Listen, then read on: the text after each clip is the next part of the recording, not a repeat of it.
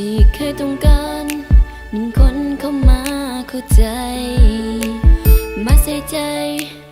ให้ความหักและความไว้ใจเจ้าคนนี้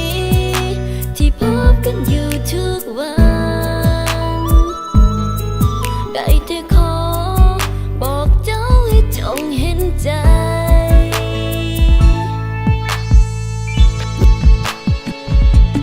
อยากให้เจ้าเข้ามาหาเข้ามาดูแลให้ความอ่อนแอ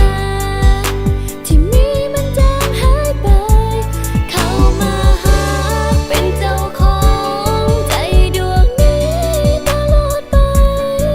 จะบ่มีวันเสื่อมคลายหมดสิ้นลมหายใจจะหาเพียงเจ้าคนเดียว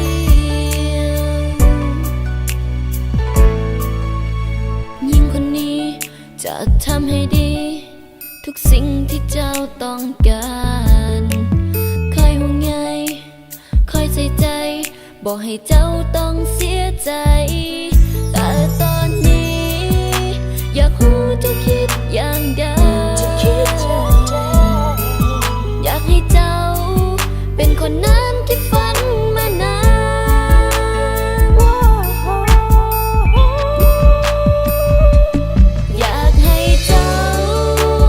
เข้ามาหาเข้ามาดูแลให้ความอ่อนแอ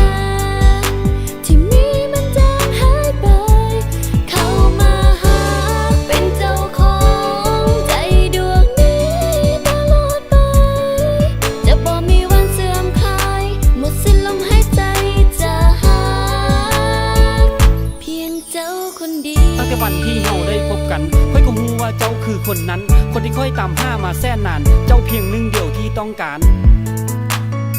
อยากให้เจ้าเข้ามาเปลี่ยนชีวิตในเมื่อฟ้าลิขิตให้พบกันค่อยก็อยากให้เฮามีวันนั้นวันที่เฮาทั้งสองได้คู่กันอยากให้เจ้า